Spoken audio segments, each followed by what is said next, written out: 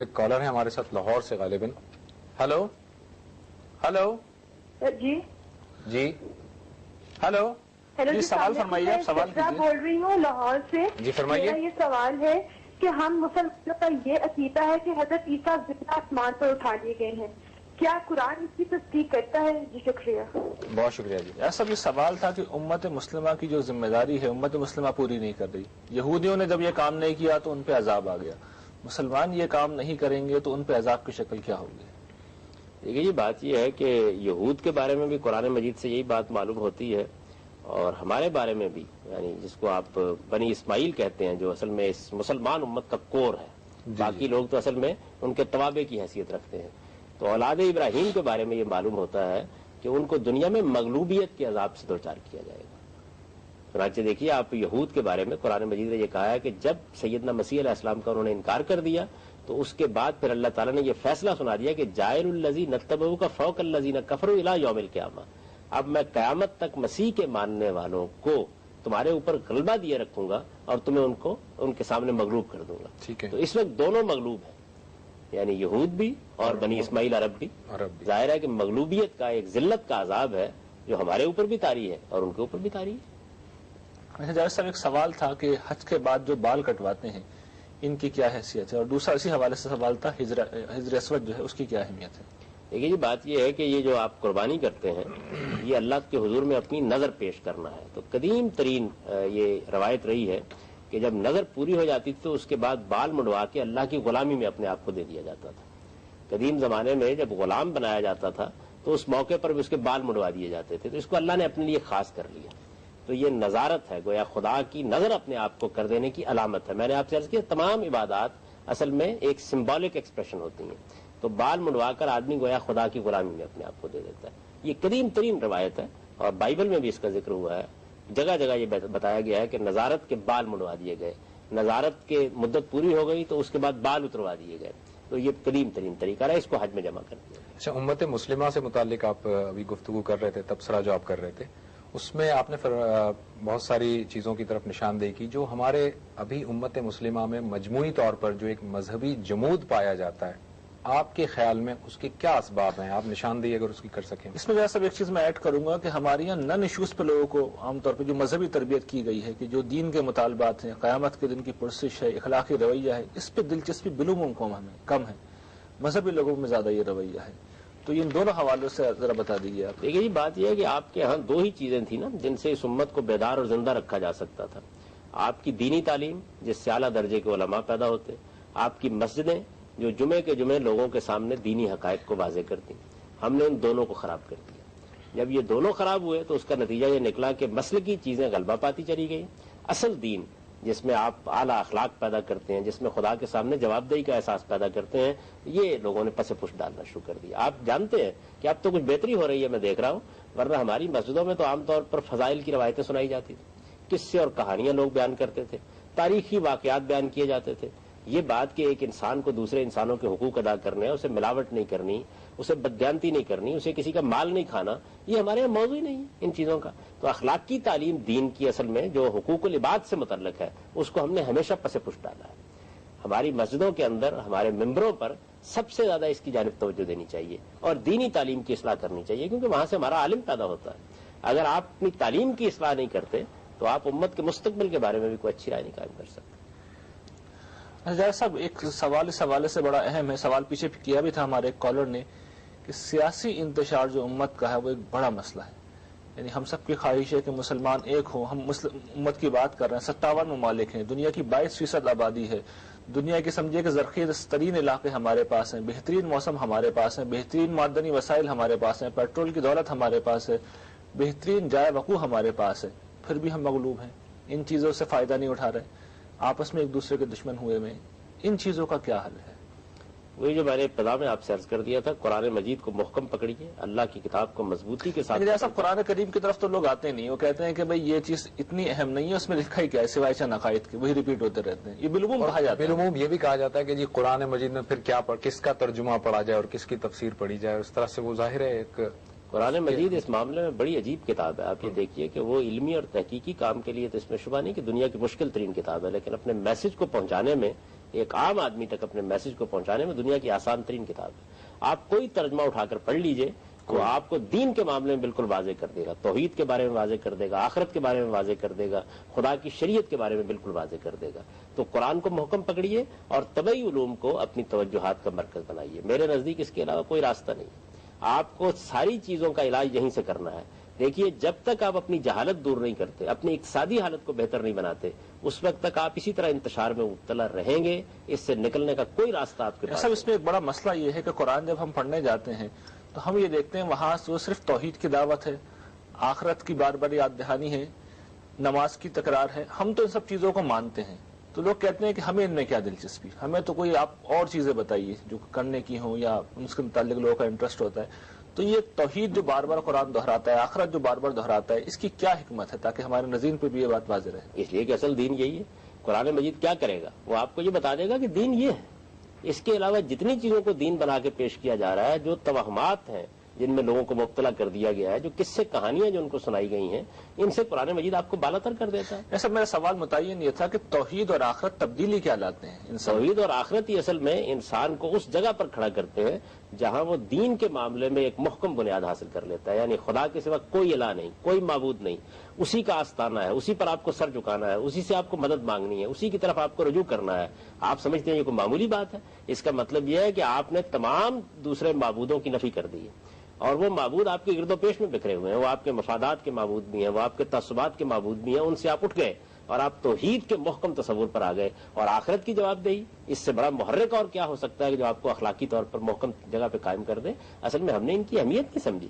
یہی تو اصل بات ہے کہ جو انسان کے اندر راسخ ہونی چاہیے. قرآن مجید اس کو راسخ کر دیتا ہے, آپ کے اخلاقی وجود کو محکم کر دیتا ہے. آپ کو بتاتا ہے کہ جب تک آپ دوسروں کے حقوق ادا نہیں کرتے, جب تک آپ مسکینوں کا خیال نہیں رکھتے, یتیموں کا خیال نہیں رکھتے, اپنا مال دوسروں پر خرچ نہیں کرتے, آپ انفاق نہیں کرتے, اس وقت تک آپ خدا کی بارگاہ میں نیکی کی حقیقت کو حاصل نہیں کر سکتے.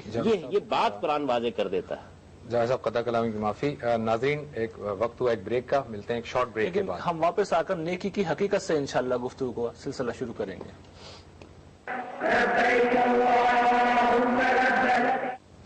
Welcome back viewers. جاوید صاحب, نیکی کے اوپر گفتگو ہو رہی تھی. میں ٹھیک ہے جاوید صاحب, کالر ہے ہمارے ساتھ. Hello hello. السلام علیکم. وعلیکم السلام. جی, میں سارا بات کر رہی ہوں لاہور سے. جی فرمائیے.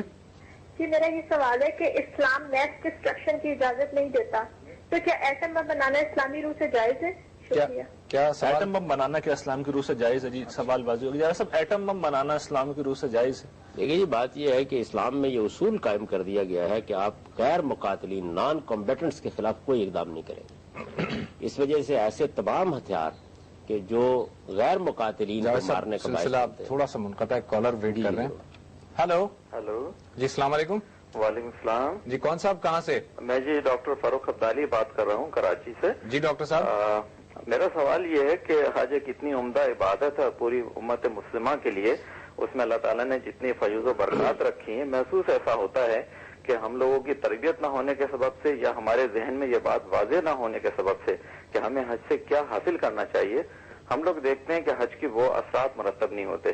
25 لاکھ مسلمان ہر سال خانہ کعبہ کے گرد جمع ہوتے ہیں اور اللہ تعالیٰ سے عہد بھی کرتے ہیں کہ ہم بقیہ زندگی نیک گزاریں گے, لیکن عملاً ہم دیکھتے ہیں کہ امت مسلمہ یعنی اس طرح کے عمل کا مظاہرہ نہیں کرتی. ڈاکٹر صاحب, معاشرے میں ہمیں یہ نہیں دکھائی دیتا کہ لوگ کہیں کہ بھی فلاں صاحب اب حاجی ہیں اور اب بے فکر ہو کے ان سے معاملات اور لین دین کیجئے, بے فکر ہو کر. یہ یعنی ایک بھروسہ لوگوں کو ہونا چاہیے. تو اس کی اسباب کیا ہے میں جاننا چاہتا ہوں, اور علماء کا کیا کردار ہونا چاہیے اس قسم کے مقصد کو واضح کرنے. میرے خیال سے پہلے وہ سوال لے لیتے ہیں جو کنٹینیوٹی میں تھا, اس کے بعد پھر ہم اس پہ آ جائیں گے.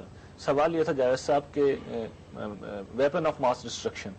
جی, میں وہی عرض کر رہا تھا کہ غیر مقاتلین جو نان کمبیٹنٹس ہیں, جو لڑنے کے لیے نہیں نکلے, ان کے خلاف کوئی اقدام کرنے کی اسلام میں اجازت نہیں دی گئی. اسلام نے تو دیکھیے آپ کے انسانی جان کو یہ حرمت بخشی ہے کہ رسالت میں آپ صلی اللہ علیہ وسلم نے یہ فرمایا ہے کہ ان اموالکم و دماءکم و اعراضکم حرام علیکم کحرمت یومکم ھذا فی بلدکم ھذا فی شہرکم ھذا، یعنی اس حجۃ الوداع کے موقع پر کھڑے ہو کے آپ نے فرمایا کہ تم اس شہر کی حرمت سے واقف ہو، تم اس مہینے کی حرمت سے واقف ہو، جیسی حرمت اس مہینے کو اس شہر کو حاصل ہے ویسی حرمت انسان کی جان مال اور آبرو کو حاصل ہے۔ قرآن نے اعلان کیا، اور یہ لافانی آیت ہے قرآن مجید کے اندر، کہ من قتل نفسا بغیر نفس و فساد فی الارض فکانما قتل الناس جمیعا، یعنی قرآن مجید نے یہ غیر معمولی اعلان کیا ہے کہ جس نے کسی انسان کو قتل کر دینے کے جرم اور فساد فی الارض کے سوا کسی انسان کی جان لے لی، اس نے پوری انسانیت کو قتل کر دیا۔ تو اس وجہ سے اسلام کیسے اس بات کی اجازت دے سکتا ہے کہ آپ غیر مقاتلین کے خلاف کوئی کام سب دوسروں کے پاس تو ایٹم بم ہے، پھر ہم کیا کریں؟ ہمیں چاہیے کہ ہم دنیا کے اندر اس کے علمبردار بن کر اٹھیں کہ ہم امن اور صلاح و فلاح کو دنیا تک پہنچانا چاہتے ہیں، اور ایسے ایٹمی ہتھیار بھی بنائیں کہ جو متعین ٹارگٹ تک پہنچیں، یعنی جو لڑنے کے لیے جو کمبیٹنٹس جو ہے جو لڑنے والے ہیں ان کے خلاف اقدام۔ اچھا جائز صاحب، یہ ڈاکٹر فاروق عبدالی صاحب کا سوال تھا، جو میرے سوال سے ریلیٹڈ بھی تھا۔ وہ یہ فرماتے ہیں کہ حج کر کے لوگ آتے ہیں، 25-30 لاکھ 35 لاکھ عالم اسلام میں مسلمان واپس آتا ہے، کوئی تبدیلی نہیں آتی مسلمان میں، تو نیکی کا تصور واضح نہیں ہے۔ لوگ کس چیز کو نیکی سمجھتے ہیں؟ حج کر کے نیکی ختم ہو گئی، آگے نیکی کا کوئی سلسلہ نہیں ہے۔ تو اس سوال کے حوالے سے بھی بتائیے، اور پھر وہ بات جو میں عرض کی تھی میں نے کہ قرآن کا جو تصور ہے نیکی کا وہ کیا ہے؟ دیکھیے جی، بات یہ ہے کہ یہ معاملہ کوئی حج کے ساتھ نہیں ہے، تمام عبادات کے ساتھ ہو چکا ہے، بلکہ اس سے بھی پہلے اسلامی کے ساتھ ہو چکا ہے۔ آپ جانتے ہیں اسلام کیا چیز ہے؟ یعنی حج تو اسلام کا ایک حصہ ہے نا۔ خود اسلام کیا چیز ہے؟ اسلام کا مطلب ہے اپنے آپ کو اپنے پروردگار کے حوالے کر دینا، اور پروردگار کے حوالے کر دینے کے معنی کیا ہے؟ اس کا مطلب یہ ہے کہ آپ مجسم اخلاقیات ہو جائیں، اللہ تعالیٰ نے جو آپ کو انسانی شرف بخشا ہے وہ آپ کی زندگی کا احاطہ کر لے۔ آپ دیکھیے قرآن مجید جب اخلاقیات کو بیان کرتا ہے تو جتنے احکام دیتا ہے ان میں ایک بات ہے جو اللہ تعالیٰ سے متعلق ہے، اور وہ یہ کہ اللہ کا کسی کو شریک نہ ٹھہراؤ اور اسی کی عبادت کرو۔ اس کے بعد جتنی چیزیں بیان کی گئی ہیں وہ سب حقوق العباد سے متعلق ہے، یعنی ایک انسان کو کس درجے میں لوگوں کا خیر خواہ ہونا چاہیے، کیسے اسے لوگوں سے محبت کرنی چاہیے، کیسے اسے غریبوں کا خیال رکھنا چاہیے، کیسے اسے اللہ کی راہ میں انفاق کرنا چاہیے، کیسے اسے تکبر سے اور غرور سے بچنا چاہیے، زمین پر کس طریقے سے چلنا چاہیے، اس کا سر خدا کے سامنے جھکا ہونا چاہیے، اس کی چال میں میانہ روی ہونی چاہیے، ایک ایک چیز کو قرآن مجید بیان کرتا ہے۔ تو اس وجہ سے جب آپ اسلام کی حقیقت سے لوگوں کو بیگانہ کر دیتے ہیں، اصل میں تو لوگ مسلمانوں کے گھر میں پیدا ہو گئے ہیں، اسلام کی حقیقت ان کے ذہن میں جب راسخ کی جائے گی تو پھر اس کے بعد عبادات کی بھی اصل روح سے واقف ہوں گے۔ اور دوسرا یہ کہ عبادات کے معاملے میں ہمارے یہاں کیا ہوا ہے، آپ دیکھیے کہ جتنی کتابیں ہوں گی، جو اس نوعیت کی تعلیمات ہوں گی، ان میں آپ کو صرف مناسک سے باخبر کر دیا جائے گا۔ حج کیا ہے، اس کی روح کیا ہے، نماز کیا ہے، اس کی روح کیا ہے، روزہ کیا ہے، اس کی روح کیا ہے، اس سے ہم آشنا نہیں کرتے لوگوں کو۔ ایک کالر ہے، میں کال لے لیتا ہوں۔ ہلو ہلو السلام علیکم۔ وعلیکم السلام، کون صاحب کہاں سے؟ میں عبداللہ بات کر رہا ہوں، گلشن اقبال کراچی سے۔ جی عبداللہ صاحب۔ جی میرا سوال یہ تھا کہ ہم نے سنا ہے جی کہ جس پہ حج فرض ہو اور وہ حج کیے بغیر مر جائے تو وہ ایسا ہے جیسے یہودی یا نصرانی ہو کے مرا۔ ٹھیک ہے، اس بات کی کیا حقیقت ہے، ذرا پلیز بتا دیجیے۔ بہت شکریہ۔ سب سوال ہے، غالباً رسول اللہ صلی اللہ علیہ وسلم کی روایت ہے کہ جو شخص وہ یہودی مرے یا نصرانی مرے، جس نے مطلب حج نہیں کیا، حج کی استطاعت کے باوجود اگر اس نے حج نہیں کیا تو وہ یہودی مرے یا نصرانی مرے۔ یعنی اس کا مطلب یہ ہے کہ اللہ تعالیٰ نے اس کو آواز دی تھی۔ آپ جانتے ہیں حج کیا چیز ہے؟ اللہ تعالیٰ نے بندے کو بلایا ہے، یا آپ لبیک اللہم لبیک کہتے ہوئے جاتے ہیں نا، میں حاضر ہوں پروردگار میں حاضر ہوں، تو پروردگار نے آپ کو بلایا اور آپ بے پرواہ رہے اس سے۔ ٹھیک، اصل میں یہ بے پرواہی ہے جس کی سزا بیان کی گئی۔ اس کے بعد پھر اسلام اگر کوئی عذر ہے آدمی کے پاس اور اس طرح کی بات ہے تو وہ الگ چیز ہے، آپ کو خدا بلا رہا ہے۔ نماز بھی کیا چیز ہے، آپ یہ دیکھیے کہ اگر آدمی اس کی حقیقت پہ غور کرے کہ پروردگار کی طرف سے یہ صدا بلند کی جاتی ہے کہ حی علی الصلاۃ حی علی الفلاح، تو آپ وقت پر اگر اللہ تعالیٰ کی اس آواز پر لبیک نہیں کہتے تو بے پرواہی برت رہے ہیں نا۔ تو بے پرواہی جب آدمی برتتا ہے تو اس کا مطلب ہے سرکشی کے مقام پر کھڑا ہو گیا ہے۔ تو یہ بات اس سے متعلق ہے۔ اللہ تعالیٰ کو اس سے پھر غرض نہیں ہے کہ وہ یہودی ظاہر بات ہے کہ جب خدا بلاتا رہا اور آپ اس کی آواز پر لبیک کہہ کے نہیں گئے تو پھر اس کے بانی تو یہ ہے کہ آپ خدا سے بالکل بے پرواہ زندگی بسر کرتے رہے۔ ٹھیک ہے، ایک اور کال لے لیتے ہیں۔ ہلو السلام علیکم وعلیکم السلام۔ بھائی میں ڈاکٹر احسن بات کر رہا ہوں کراچی سے۔ جی ڈاکٹر صاحب۔ یہ جاوید صاحب سے پوچھنا تھا کہ ابھی دوران گفتگو یہ کہہ رہے تھے کہ ہمیں جہالت دور کرنی چاہیے، تو یہ ہماری جہالت سے کیا مراد ہے؟ کہ ہمارے ہاں تعلیمی ادارے کام نہیں کر رہے، لوگ پڑھ نہیں رہے؟ اچھی بات ہے جی، بہت اچھا سوال ہے جی۔ ایسا ہمارے یہاں تو پورا نظام تعلیم چل رہا ہے، لوگ پی ایچ ڈی بھی کر رہے ہیں، تو پھر جہالت کیسے آ گئی؟ دیکھیے جی، بات یہ ہے کہ تعلیم کا مقصد کیا ہے؟ تعلیم کا مقصد ہے تہذیب نفس۔ یہ جو آپ کے ہاں تعلیم دی جا رہی ہے اصل میں کچھ معلومات ہیں جو آدمی کو فراہم کر دی جاتی ہیں۔ اللہ تعالیٰ نے جو تعلیم کا مقصد بیان کیا وہ تہذیب نفس ہے، یعنی آپ انسانی نفس کی تہذیب کا اہتمام کریں۔ تو جب آپ اس نوعیت کی تعلیم نہیں دیتے تو اس کا نتیجہ یہ نکلے گا کہ آپ ایک کباڑ خانہ تو بنا دیں گے آدمی کو معلومات کا، لیکن حقیقت کیا ہے، آدمی کا حقیقت کے متعلق رویہ کیا ہونا چاہیے، اسے دوسرے انسانوں کے بارے میں کیا رویے اختیار کرنے چاہیے، وہ انسان بن کر رہے۔ میں تو ہمیشہ یہ کہتا ہوں کہ مسلمان ہونا تو بہت بڑا شرف ہے، وہ تو بعد کی بات ہے، سب سے پہلے آدمی کو انسان ہونا چاہیے۔ آپ مسلمانی کا تاج کس کے سر پر رکھنا چاہتے ہیں؟ انسان کے سر پر۔ تو تعلیم کا مقصد انسان بنانا ہونا چاہیے، یہ بدقسمتی سے نہ دینی تعلیم کا مقصد ہے نہ دنیاوی تعلیم کا۔ ایک اور کالر ہے لاہور سے۔ ہلو ہلو السلام علیکم۔ وعلیکم السلام۔ ہاں جی، میں سروش بول رہی ہوں لاہور سے۔ جی فرمائیے۔ میرا سوال یہ ہے کہ کیا غیر مسلموں کو اسلام اجازت دیتا ہے کہ وہ خانہ کعبہ میں جائیں ایز ٹورسٹ؟ اچھی بات ہے جی، بہت غیر شکریہ۔ مسلم جاوید صاحب کیا خانہ کعبہ میں اگر ٹورسٹ جا سکتے ہیں؟ دیکھیے جی، بات یہ ہے کہ قرآن مجید نے جو یہ بات کہی تھی کہ اب مشرکین میں سے کوئی بیت اللہ کے قریب نہیں آئے گا، یہ وہ مشرکین تھے جن پر اللہ تعالیٰ کی طرف سے اتمام حجت کر دیا گیا اور پھر ان پر اللہ تعالیٰ کے پیغمبر کی طرف سے سزا نافذ کر دی گئی۔ باقی غیر مسلموں سے اس کا کوئی تعلق نہیں تھا، لیکن ہمارے بعض فقہا نے اس کی تعمیم کی ہے اور اس وجہ سے کچھ پابندیاں لگا دی گئی، ورنہ رسالت میں آپ صلی اللہ علیہ وسلم کے زمانے میں آپ جانتے ہیں مسجد نبوی میں لوگ آتے تھے، حضور سے بات کرتے تھے، مسیحیوں کا وفد وہاں آیا۔ آپ کی گفتگو کا سلسلہ جاری رہے گا۔ ناظرین، ہم ایک چھوٹے سے نیوز بریک کی طرف جا رہے ہیں، نیوز بریک کے بعد آپ ہمارے ساتھ رہیے گا جاوید صاحب سے۔ ویلکم بیک ناظرین، ہمارے ساتھ ایک کالر اس وقت موجود ہیں، پہلے ہم ان کی کال لے لیتے ہیں۔ ہلو ہیلو جی، السلام علیکم۔ جی السلام علیکم جی، میں انور اقبال بول رہا ہوں جی۔ وعلیکم السلام جی انور صاحب۔ جی وعلیکم جی، یہ ایک قرآن کی آیت ہے، یہ البقرہ سورت کی جی 61 نمبر آیت ہے۔ یہ تحقیقی بات ہے کہ مسلمان اور یہودی اور نصارے اور فرقہ صابئین جی جی جو ہیں، جو شخص یقین رکھتا ہو اللہ تعالیٰ کی ذات اور صفات پر جی اور قیامت پر جی جی اور کارگزاری اچھی کرے،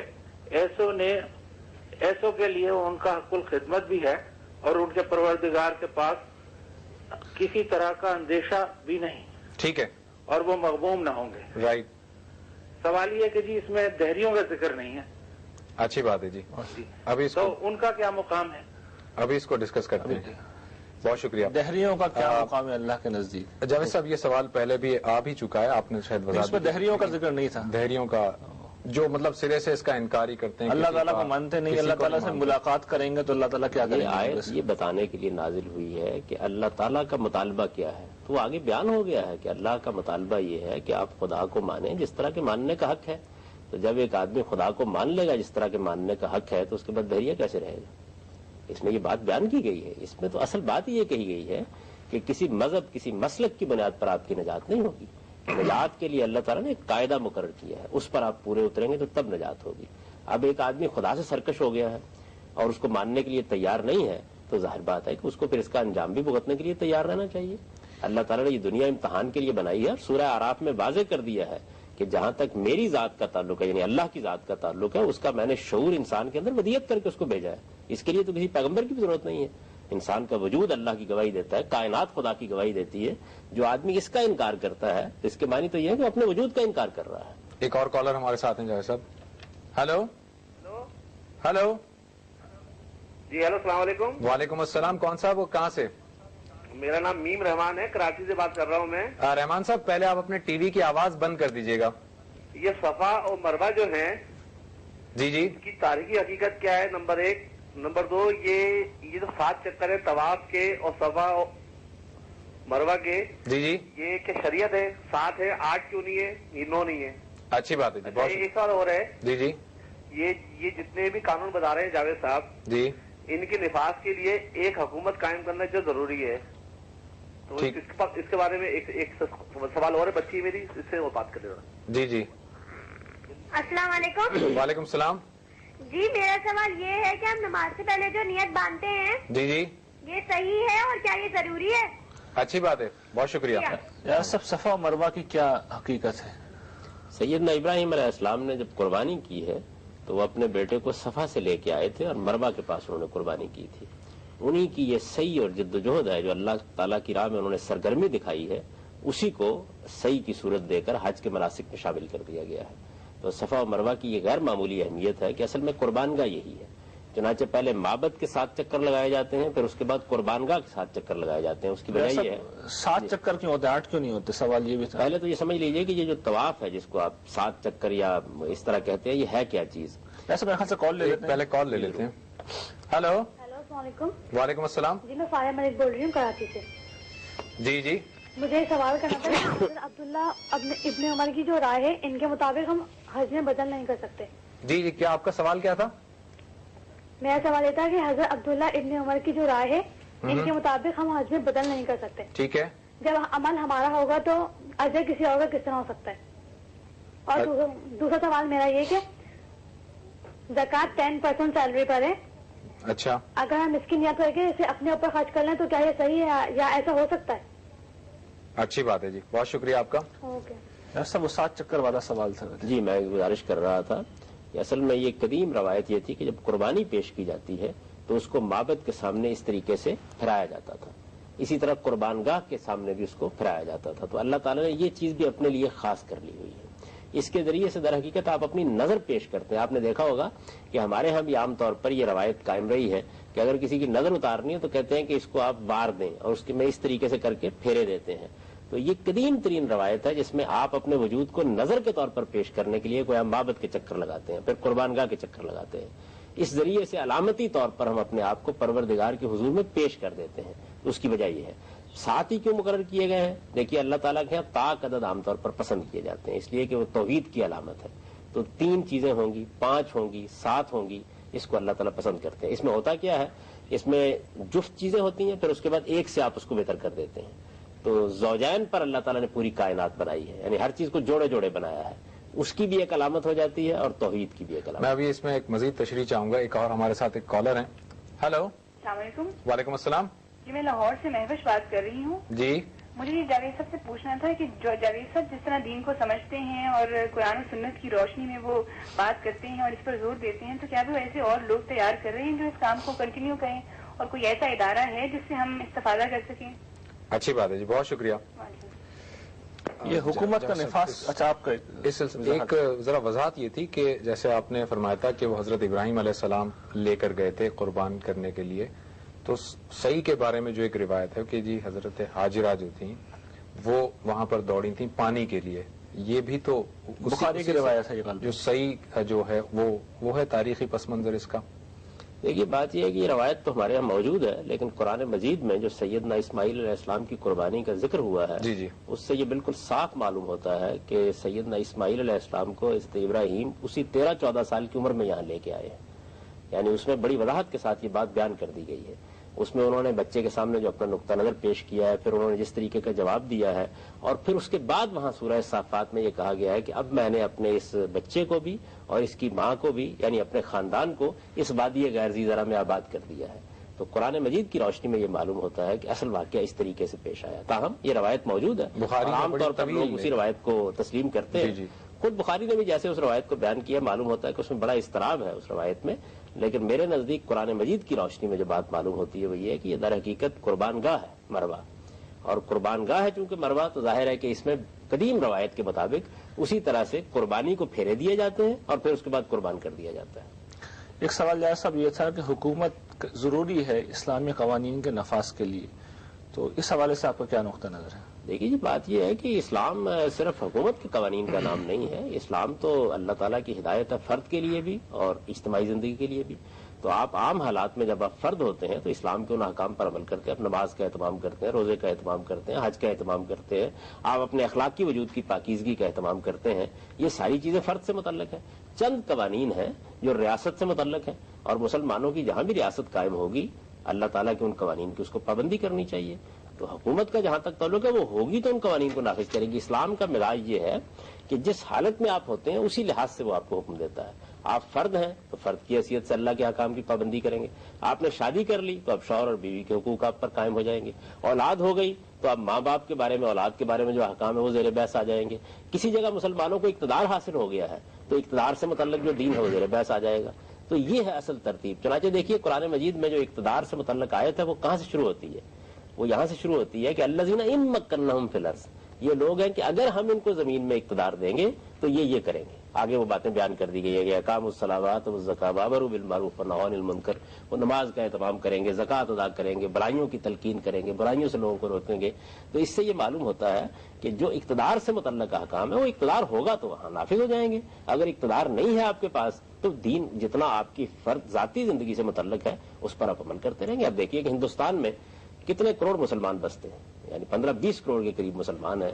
تو کیا وہ غیر اسلامی زندگی بسر کر رہے ہیں؟ نہیں، وہ جن حالات میں ہیں ان کے لحاظ سے وہ دین پر عمل کریں گے. ہمارے دین کا مزاج یہی ہے. ایک بچی کا سوال یہ تھا کہ جو نماز کے لیے ہم جو نیت کرتے ہیں پہلے، وہ نیت کرنا، نیت اس طرح سے پڑھنا ضروری ہے کہ اس کے بغیر اردو زبان میں جو کہتے ہیں نیت تو اصل میں دل کے ارادے کا نام ہے. ٹھیک ہے. جب آپ یہ ارادہ کر کے کھڑے ہو گئے، وضو کر لیا آپ نے کہ نماز پڑھنی ہے، تو نیت ہو گئی. یہ جو اردو میں الفاظ عام طور پر دہرائے جاتے ہیں، جی نیت، یہ تو بس ہندوستانی میں دہرائے جاتے ہیں. اچھا. ورنہ یہ ہے کہ نیت دل کے ارادے کا نام ہے. آپ کھڑے ہو گئے تو بس آپ نیت ہو گئی آپ کی. ایک سوال یہ تھا کہ آپ سوال پہلے کال لے لیتے ہیں. ہیلو، السلام علیکم. وعلیکم السلام. جی میں ابراہیم شہزاد بول رہا ہوں لاہور سے، اور جاوید صاحب سے میرا ایک سوال ہے کہ حج اور عمرے کے موقع پر حج اسود کو چومنے یا اسے بوسہ دینے کی کیا اہمیت ہے، اور کیا ایسا کرنا ضروری ہے؟ کیونکہ لوگ تو مطلب ایسا کرنے کے لیے دھکم پہل جیسی چیزوں سے بھی گریز نہیں کرتے. ٹھیک ہے جی، بہت شکریہ. جیسا ایک سوال یہ تھا کہ آپ جو کام کر رہے ہیں دین کا، قرآن و سنت کی روشنی میں کر رہے ہیں، تو اس کام کی کوئی کنٹینیوٹی کا امکان بھی ہے، کوئی ادارہ بھی ہے اس زمن میں؟ دیکھیے جی، میں نے تو پہلے دن سے یہ کوشش کی کہ علمی اور تحقیقی کام بھی کیا جائے اور کچھ دوسرے لوگوں کو تربیت دے کر اس کو ایک انسٹیٹیوشن کی شکل دی جائے. چنانچہ المورد کے نام سے جو ادارہ میں نے لاہور میں قائم کیا، اس میں اصل مقصود یہی تھا. اور اس میں یہ اللہ کا بڑا شکر ہے کہ کچھ لوگ اللہ کے دین کے اوپر اسی طریقے سے کام کر رہے ہیں، اور ان کے اندر یہ صلاحیت بھی ہے کہ وہ نہ صرف یہ کہ جدید علوم سے واقف ہیں بلکہ قدیم علوم پر بھی ان کی اچھی نظر ہے. اور میں یہ توقع کرتا ہوں کہ اس کے ذریعے سے انشاءاللہ العزیز اس کو ایک تسلسل حاصل ہوگا. پھر یہ بھی بات پیش نظر ہے کہ آئندہ سے تعلیم کا ایک اعلیٰ نظام قائم کیا جائے جس میں دین کے اچھے علماء پیدا ہوں، اور پھر وہ آگے بڑھ کر اس نوعیت کے دوسرے کام انجام دیں. اصل میں دعوت دین کے لیے بھی، دین کی تعلیم کے لیے بھی، دین میں تحقیق کے لیے بھی بہت اعلیٰ درجے کے لوگوں کی ضرورت ہے. غیر معمولی لوگ جب تک اس کام کو اختیار نہیں کریں گے اس وقت تک آپ کوئی اچھی توقع نہیں رکھ سکتے. تو میری مشن یہی ہے، میں اسی کے لیے کام کرتا ہوں. ایک اور کالر ہمارے ساتھ ہیں. ہیلو، السلام علیکم. جی وعلیکم السلام. میں جی ایک سوال کرنا ہے. جی فرمائیے. کہ جاوید صاحب نے ابھی امت مسلمہ کے زوال اور انتشار کی کچھ وجوہات بتائی ہیں. جی اس میں سے ایک بڑی اہم چیز کا ذکر انہوں نے نہیں کیا، وہ یہ ہے کسی ایک امام کی اندھا دھند تقلید کرنا اور دوسرے مکتب فکر کو بالکل غلط سمجھنا. ٹھیک ہے. اس سلسلے میں مجھے یہ پوچھنا ہے کہ ہمارے ان اماموں کا دوسرے اماموں کی تعلیمات کے متعلق رویہ کیا تھا اور ہمارا کیا ہونا چاہیے. اور دوسرا یہ کیا یہ ضروری ہے کہ کسی مسلمان کے لیے کوئی کسی ایک امام کی تقلید ضرور کرے. جی بہت شکریہ آپ کا. پہلے وہ سوال لے لیتے ہیں. ایک یہ آئی تھی کال کہ حضرت عبداللہ بن عمر رضی اللہ تعالیٰ عنہ کی رائے کے مطابق حج بدل وہ ان کے خیال میں نہیں ہے، تو اس کے بارے میں آپ کی کیا وضاحت ہے، کیا رائے ہے؟ دیکھیے بات یہ ہے کہ حج بدل چیز کیا ہوتی ہے، پہلے تو اس کو سمجھ لیجیے. یہ ہے کہ میرا حج کرنے کا ارادہ تھا، میں نے پورا اہتمام کر رکھا ہوا تھا، مجھے کوئی معذوری لاحق ہو گئی اور میں نہیں جا سکا. چنانچہ یہی سوال اسی نوعیت کے معاملات کے بارے میں ایک خاتون نے رسالت میں آپ صلی اللہ علیہ وسلم سے آخری حج میں پوچھا ہے، تو آپ نے اس کا جو جواب دیا بس وہی اصل میں اس سارے معاملے کا حل ہے. آپ نے یہ فرمایا کہ تم حج کر لو اس کی طرف سے، تمہیں اجر ملے گا. اس کا اجر تو اس کی نیت کے لحاظ سے ہو گیا. جب ایک آدمی نے نیت کر لی، ارادہ کر لیا تو اجر مل گیا. آپ نے اس ارادے کو پایا، تکمیل تک پہنچا دیا، آپ کو اس کا اجر ملے گا. اور اس کے ذریعے سے اصل میں اللہ تعالیٰ کے ساتھ تعلق کا اظہار بھی ہو گیا. آپ نے اپنے بھائی کے ساتھ بھی تعلق کا اظہار کیا، اور جو کچھ دین میں آپ نے اپنے سامنے رکھا تھا اور اس کے لیے کچھ اہتمام کیا تھا وہ بھی پایا، تکمیل کو پہنچ گیا. تو یہی چیز ہے. اس معاملے میں ظاہر ہے کہ اہل علم کے مابین تھوڑے بہت اختلافات ہو جاتے ہیں، لیکن یہ کہ میرے نزدیک اس میں کوئی حرج کی بات نہیں ہے. میں نے اس کو بیان بھی کر دیا ہے کہ اجر اسے ہی ملے گا جو حج کر رہا ہے. ہمارے ایک اور کالر ہمارے ساتھ ہیں. ہیلو. السلام علیکم. وعلیکم السلام. جی میں مہناز بات کر رہی ہوں لاہور ڈیفینس سے. جی فرمائیے. جی مجھے گاندھی صاحب سے یہ بات پوچھنی ہے کہ دو طرح کے نقطۂ نظر پائے جاتے ہیں. پہلے رائے یہ ہوتی ہے کہ انسان جب مر جاتا ہے تو اس کو ثواب پہنچایا جا سکتا ہے. دوسرا نقطۂ نظر یہ کہ انسان جب مر جاتا ہے تو اس کی زندگی کی کتاب بند ہو جاتی ہے، اس میں کوئی گناہ یا کوئی نیکی داخل نہیں کی جا سکتی. ٹھیک ہے. بظاہر دوسری بات زیادہ معقول لگتی ہے. تو اگر دوسری بات زیادہ یہ ہے تو پھر صدقہ جاریہ اس دوسری بات میں کس طرح فٹ بیٹھتا ہے؟ جی بہت شکریہ. کیا رائے رکھتے ہیں؟ ٹھیک، بہت شکریہ. ایسا ایک سوال آیا تھا پہلے کہ حج و عمرے سے متعلق سوال تھا کہ اس میں جو حج اسود کو ہم بوسہ دیتے ہیں اور اس میں بعض اوقات بڑی دھکم پیل بھی ہوتی ہے، تو ایسے کرنا کیا ٹھیک ہے؟ پہلے تو یہ سمجھ لیجئے کہ حجر اسود کو ہم کیوں بوسہ دیتے ہیں، یعنی اس کی حقیقت کیا ہے۔ اصل میں جس طرح میں نے عرض کیا کہ پورا کا پورا حج اصل میں علامتوں کی زبان میں بعض حقائق کی یاد دہانی قائم کرتا ہے، تو حجر اسود کو یمین اللہ قرار دیا گیا، یعنی گویا اللہ کا ہاتھ ہے علامتی طور پر، تو آپ اس ہاتھ میں ہاتھ دے کر، اس کا بوسہ لے کر، اس کی طرف استلام جس کو کہتے ہیں، اشارہ کر کے اللہ تعالیٰ کے ساتھ عہد باندھتے ہیں۔ چنانچہ اس موقع پر جو دعا پڑھی جاتی ہے عام طور پر وہ بھی یہی ہے کہ وفام بعہدک، پروردگار میں تیرے عہد کو پورا کرنا چاہتا ہوں۔ تو اسلام کے عہد کی آپ تجدید کرتے ہیں، اللہ کے ساتھ آپ کا جو میثاق ہے، عہد ہے کہ میں اپنے آپ کو خدا کے حوالے کر رہا ہوں اور میں خدا کا بندہ بن کر رہوں گا، یہ اس کی تجدید کی علامت ہے۔ اس کے لیے رسالت میں آپ صلی اللہ علیہ وسلم نے اور تمام انبیاء علیہ السلام نے جو اس سے پہلے بھی ہوئے کچھ چیزوں کو مقرر کر رکھا ہوا ہے۔ آپ کو موقع مل گیا ہے، آپ بوسہ دے دیجیے۔ یہ قدیم طریقہ ہے، اصل میں پرانے زمانے میں ہاتھ دیتے تھے اور اس کو چوم کر گویا تجدید کرتے تھے، عہد کی یا عہد باندھتے تھے۔ یہ بھی ہو سکتا ہے، اگر آپ اس کے قریب نہیں پہنچ سکتے تو آپ اشارہ کر دیتے ہیں اس کی جانب، یہ بھی بہت کافی ہے۔ رسول اللہ صلی اللہ علیہ وسلم نے اسی کی تلقین کی، آپ نے یہ فرمایا کہ ڈکم پیل نہ کرو، کسی کو اذیت نہ دو، کسی کو نقصان نہ پہنچاؤ۔ چنانچہ اس کی تعلیم مسلمانوں کو دینی چاہیے، یعنی کسی انسان کو اذیت پہنچانا یہ ایک کبیرہ گناہ ہے۔ اور حجر اسود کے معاملے میں تو یہ پہلے سے معلوم ہے کہ اگر آپ کو موقع ہے تو آپ بوسہ دے دیجئے اور موقع نہیں ہے تو آپ دور سے اشارہ کر دیجئے۔ ٹھیک، ڈاکٹر صاحب ہم مزید سوالات آپ سے لیتے ہیں۔ Welcome back viewers. ناظرین ایک سوال ہے، اس وقت ہمارے پاس کالر ہیں، ہم یہ چاہتے ہیں کہ ان سے سوال لے لیں۔ ہلو، نقطۂ نظر کیا ہے؟ ہلو، یہ سوال کیجئے۔ جی سوال یہ ہے کہ جہاد کے بارے میں دینی نقطۂ نظر کیا ہے؟ جی بہت شکریہ۔ یعنی قرآن پاک میں جہاد کے بارے میں کیا اصول و ضوابط بیان کیے گئے ہیں؟ اچھا، کہاں سے بات کر رہے ہیں آپ یہ بھی بتا دیجئے۔ جی کون صاحب اور کہاں سے؟ جی ذاکر بول رہا ہوں میں گجرات سے۔ جی ذاکر صاحب بہت شکریہ جی۔ جہاز صاحب ایک سوال یہ تھا کہ امت مسلمہ کے زوال کا ایک سبب ایک صاحب کے خیال میں یہ تھا کہ ہم نے ایک امام کی پیروی کو لازمی قرار دے دیا ہے، اور دوسرا ان کے سوال کا حصہ تھا کہ ائمہ کا ایک دوسرے سے متعلق جو رویہ تھا اس کو بھی ذرا بیان کر دیجیے۔ میں نے جو یہ بات عرض کی اس میں کہ قرآن کو آپ محور و مرکز بنا کے رکھیے، یہ محور و مرکز نہیں رہا، یہ اس کا نتیجہ ہے۔ اصل میں جب قرآن محور و مرکز نہیں رہا، پیغمبر کو آپ نے دین کی حتمی حجت سمجھنے کی بجائے دوسرے انسانوں سے اپنے آپ کو متعلق کر لیا، تو اس سے یہ جمود پیدا ہوا۔ ہمارے یہ جلیل القدر ائمہ تھے، یہ دین کے علماء تھے، اور جس طرح کسی بھی فن اور علم کے علماء ہوتے ہیں وہ اپنی رائے دیتے ہیں، اس کا استدلال پیش کرتے ہیں، لوگوں کو اس استدلال کی بنیاد پر، دلیل کی بنیاد پر اپنی بات منواتے ہیں۔ انہوں نے کبھی بھی یہ نہیں کہا تھا کہ ہماری بات کوئی حتمی حجت ہے، آسمانی حجت ہے۔ وہ یہ خیال کرتے تھے کہ ان کے سامنے بھی اصل میں اللہ کی کتاب ہے، پیغمبر کی سنت ہے، اس کو وہ بیان کرتے تھے، ایک دوسرے سے بھی اختلاف کرتے تھے، اور جب وہ ایک دوسرے سے اختلاف کر سکتے تھے تو بعد میں بھی آپ اختلاف کر سکتے ہیں۔ دوسرا یہ کہ یہ بھی سمجھ لینا چاہیے کہ یہ صرف 4 ائمہ ہی نہیں تھے، بہت سے مسلمانوں کے ائمہ تھے، جلیل القدر علماء تھے، اور یہ ہمارے ہاں امامت کوئی منصب نہیں ہے، بلکہ جو دین کا جلیل القدر عالم ہے اس کو ہمارے ہاں عام طور پر امام کے لقب سے منقب کیا جاتا ہے۔ تو یہ بدقسمتی ہوئی کہ اس کے بعد جب قرآن اصل نہیں رہا، پیغمبر کی ہدایت اصل نہیں رہی، تو لوگوں نے اس طرح کا جمود اپنے اندر پیدا کر لیا۔ یہ میرے نزدیک نتیجہ ہے اس کا۔ آپ قرآن کی تعلیم کو عام کریں، قرآن کو محور و مرکز بنائیں علم و عمل کا، اس کے نتیجے میں آپ یہ اصلاح ہو جائے گی۔ ایک اور کال لے لیتے ہیں۔ ہلو، السلام علیکم۔ وعلیکم السلام۔ میں سلمان بول رہا ہوں لاہور سے۔ جی میں نے آپ سے پوچھا تھا کہ بچوں کو نماز کون سے سال پر فرض ہوتی ہے؟ اچھی بات ہے جی، بہت شکریہ۔ سب سوال کا دوسرا حصہ یہ تھا کہ ائمہ کا ایک دوسرے سے متعلق کیا نقطہ نظر تھا؟ وہ ایک دوسرے کی عزت کرتے تھے، احترام کرتے تھے، اور آپ کو معلوم ہے کہ امام شافعی کے بارے میں بیان کیا جاتا ہے کہ جب وہ امام ابو حنیفہ کی قبر پر گئے اور وہاں نماز پڑھی تو رفع یدین نہیں کیا، انہوں نے کہا کہ میں نے اس قبر والے کے احترام میں یہ نہیں کیا۔ یعنی ان کے ہاں یہ تعصبات نہیں تھے، نہ اس طریقے سے وہ لڑتے تھے نہ جھگڑتے تھے، وہ تو دلیل کی بنیاد پر بات کرتے تھے اور ہمیشہ دلیل کی بنیاد پر اپنی رائے تبدیل کرتے تھے۔ آپ دیکھیے کہ ہمارے جلیل القدر امام ہے امام شافعی، ان کے جو حجاز میں نقطۂ نظر تھے وہ الگ سے ہمیں معلوم ہے۔ وہ بغداد میں آئے تو انہوں نے اپنی بہت سی آراء سے رجوع کیا، بعد وہ مصر میں گئے اور وہاں انہوں نے اپنی بہت سی آراء سے رجوع کیا۔ ان کا معاملہ تو یہ تھا کہ وہ ہمیشہ تحقیق کرتے رہتے تھے، جو صحیح بات ہوتی تھی اس کو وہ سمجھ لیتے تھے اور بیان کر دیتے تھے۔ وہ کسی تقلید کے تصور کے قائل نہیں تھے، وہ تو یہ سمجھتے تھے کہ ہمیں تحقیق کرنی ہے، دین کی صحیح بات جاننی ہے، اللہ کے پیغمبر کی بات کو جاننا ہے۔ اور یہ جو وہ کوئی اختلاف کر رہے ہوتے تھے تو ہمیشہ یہ بتاتے تھے کہ میرے نزدیک یہ رائے ہے اور میں اس رائے میں غلطی کا امکان تسلیم کرتا ہوں۔ یہ امام شافعی کے الفاظ ہیں کہ یہ میرا نقطہ نظر ہے، میں اس میں غلطی کا امکان تسلیم کرتا ہوں۔ اور وہ یہ کہتے تھے کہ میں دوسری رائے کو غلط کہتا ہوں لیکن اس میں صحت کا امکان تسلیم کرتا ہوں، ممکن ہے دلیل سے وہ بات واضح ہو جائے۔ ٹھیک ہے، ان کا رویہ بالکل تحقیقی۔ ایک اور کالر ہمارے ساتھ ہیں۔ हेलो, अस्सलाम वालेकुम।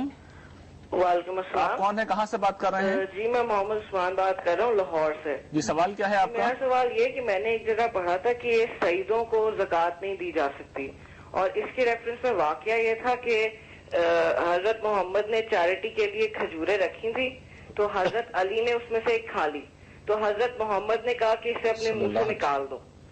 तो इस वाक्य को लेकर ये कहा जाता है कि सईदों को ज़कात नहीं दी जा सकती, मगर मेरे ख्याल में इस तरह है कि अगर आप कोई ज़कात के लिए चीज रखें और आपके घर का कोई बच्चा आके खाए तो आप भी उसे यही कहेंगे कि ये मत खाओ, ये ज़कात के लिए है। बहुत शुक्रिया जी, आपका सवाल वाज़ेह हो गया।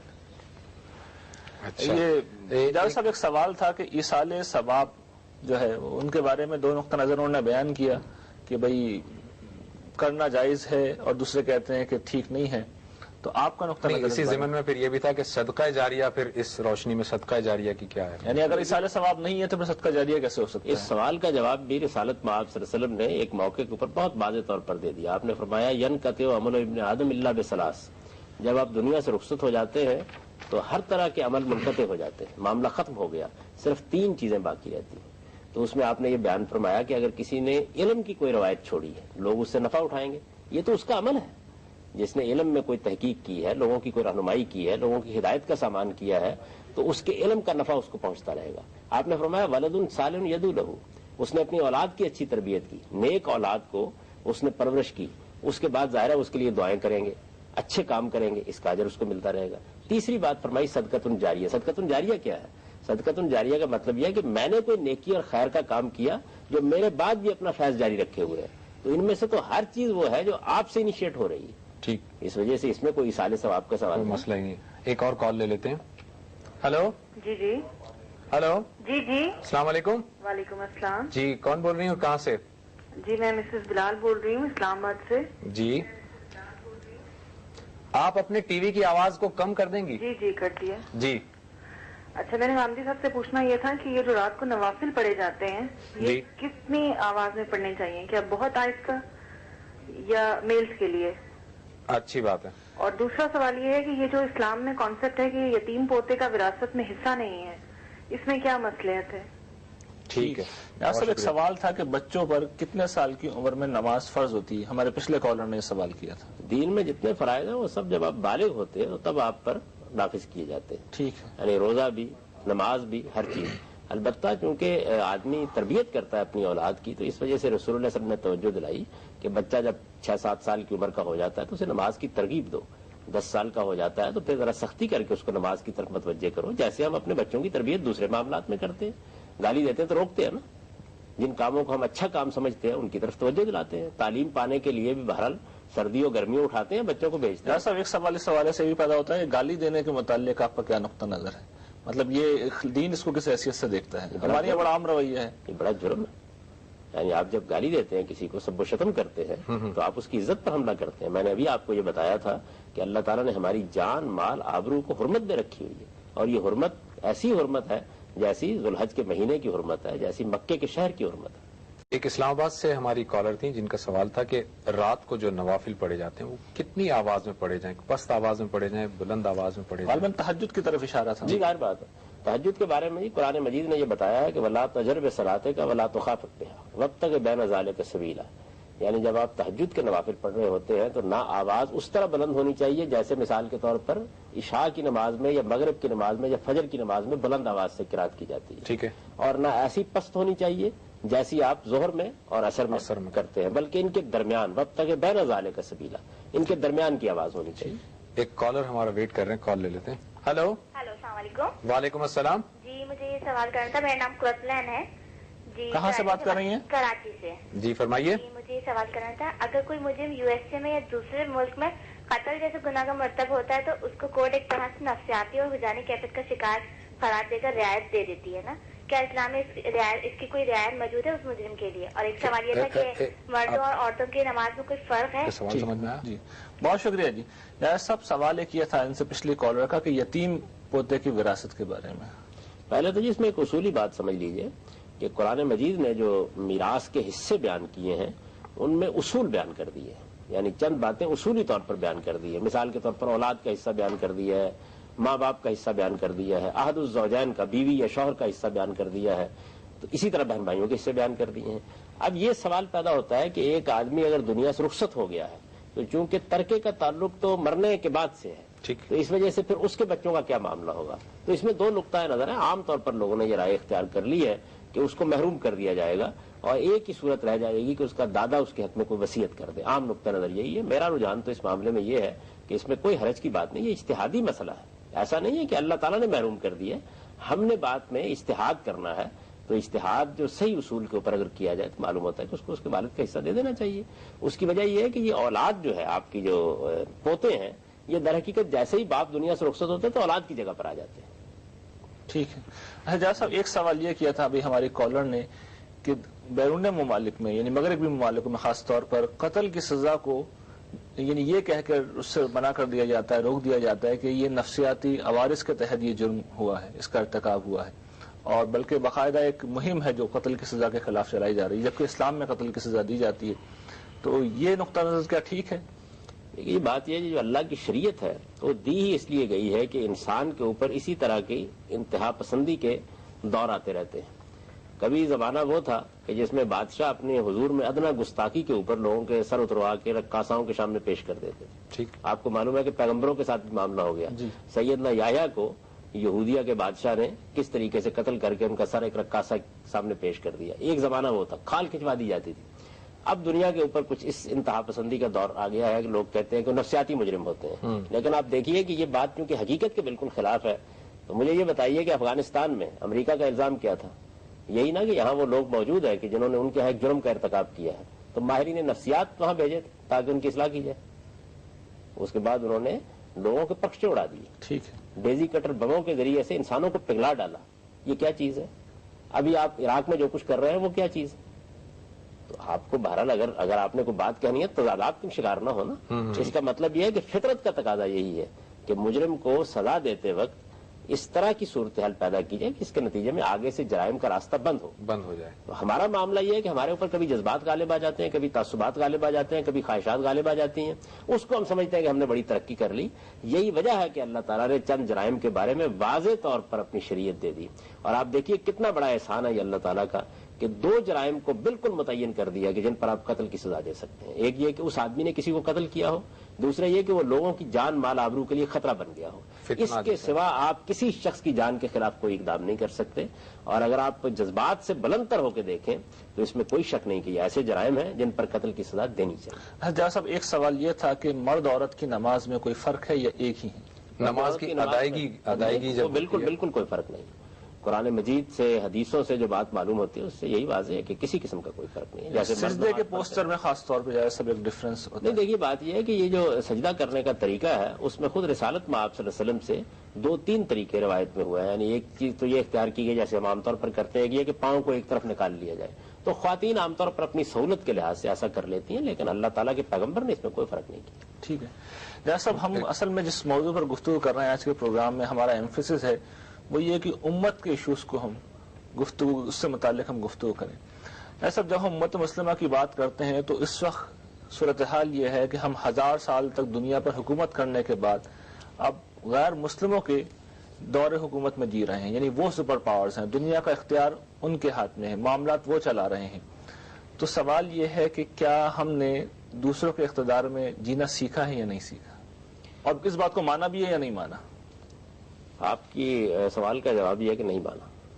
یعنی یہ حقیقت ہے کہ چونکہ 1000 سال تک دنیا پر ہم حکومت کرتے رہے ہیں تو جو تبدیلی آئی ہے اس کو ہماری نفسیات نے قبول نہیں کیا۔ یہی وجہ ہے کہ اس کے لحاظ سے ہم کوئی منصوبہ بندی کرنے کے لیے بھی تیار نہیں ہیں۔ ہونا تو یہ چاہیے تھا کہ جب یہ معاملہ ہو گیا تھا تو ہم دیانتداری کے ساتھ غور کرتے اس بات پر کہ یہ زوال ہم پر کیوں آیا ہے، اس کے اسباب کیا ہے، ان کو کیسے دور کیا جا سکتا ہے، کیا خطا ہوئی ہے ہم سے۔ لیکن ہم نے کبھی یہ طریقہ اختیار نہیں کیا، بلکہ ہمیشہ یہ طریقہ اختیار کیا کہ اس میں سازشیں ڈھونڈیں، دوسروں کو متون کریں۔ دنیا کے اندر اللہ تعالیٰ کا یہ قانون چل رہا ہے کہ وہ ایک کو بادشاہی دیتا ہے امتحان کے لیے، پھر اس کو دیکھتا ہے کہ اس نے کیا رویہ اختیار کیا، پھر دوسرے کو دے دیتا ہے۔ اور اس میں بھی کچھ قوانین ہیں جو کار فرما ہوتے ہیں، یعنی ایسا نہیں ہے کہ یہ معاملہ الٹپ ہو جاتا ہے۔ ایک قوم اپنے اندر یہ اہلیت پیدا کر لیتی ہے کہ اللہ تعالیٰ اس کے بارے میں یہ فیصلہ کرے۔ یہ بات بڑی اچھی طرح سمجھ لینی چاہیے کہ مسلمانوں کو دونوں طرح کی تعلیم دی گئی ہے۔ یعنی دیکھیے، آپ مکی قرآن کو پڑھیے تو وہ آپ کو یہ بتائے گا کہ جب مسلمان محکوم ہوں، دوسروں کے ذریعے اثر رہ رہے ہوں، تو انہیں کیا رویہ اختیار کرنا چاہیے. مدنی قرآن آپ کو یہ بتاتا ہے کہ جب آپ کے پاس اقتدار ہو تو پھر آپ کی ذمہ داریاں کیا ہیں. تو مسلمانوں کو تعلیم تو دونوں کی دے دی گئی. کہتے ہیں یہاں سے مکی قرآن منسوخ ہو گیا. نہیں، ایک کال لے لیں، اس کے بعد پھر ہلو ہلو، السلام علیکم جی. وعلیکم السلام. کون صاحب کہاں سے؟ جی میں نے ایک سوال یہ کرنا تھا کہ میں نے ایک ٹی وی پروگرام میں سنا کہ اگر 40 نمازیں مسجد نبوی میں نہ پڑھی جائیں تو حج نہیں ہوتا.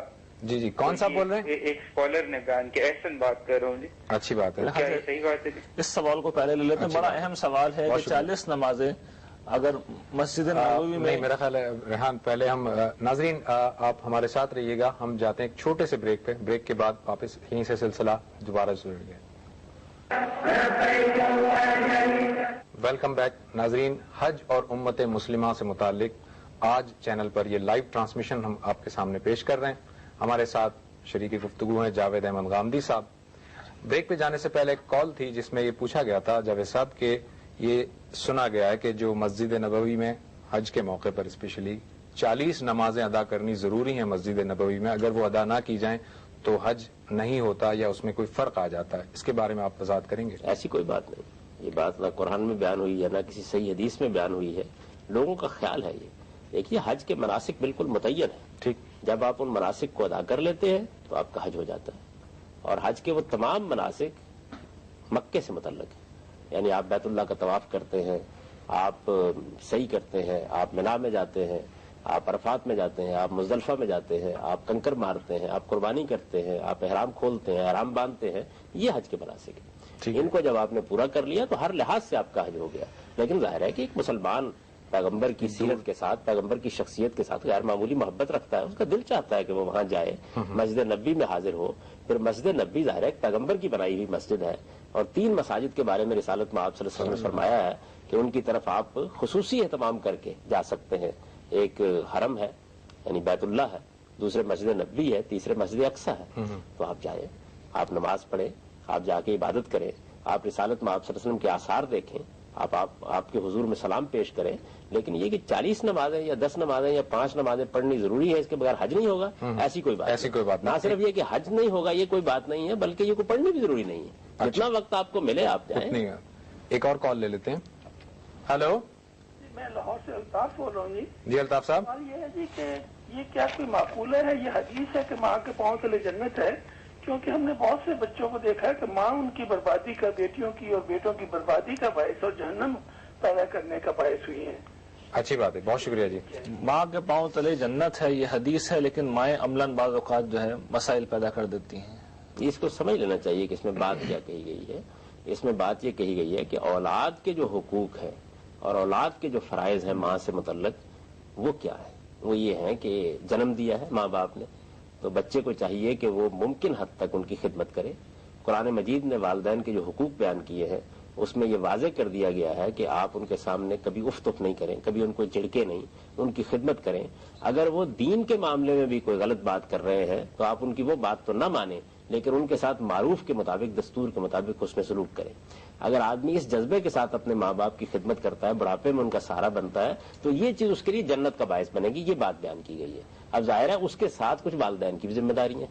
یعنی اگر والدین بچوں کو غلط باتوں کی ترغیب دیتے ہیں، اگر وہ ان کو جہنم کے راستے کی طرف لے جانا چاہتے ہیں، اگر وہ ان کو شرک پر آمادہ کرتے ہیں، اگر توہمات ان کے اندر ڈالتے ہیں، اگر ایسے تقاضے کرتے ہیں کہ جو دین، اخلاق، شریعت ہر چیز کے خلاف ہے، تو اس کا لازمی نتیجہ یہ نکلے گا کہ ماں بھی بہرحال جہنم کا ایندھن بنے گی. تو آپ نے اپنا انجام دیکھنا ہے، اس نے اپنا انجام دیکھنا. ٹھیک ہے صاحب، ایک کالر ہے ہمارے ساتھ.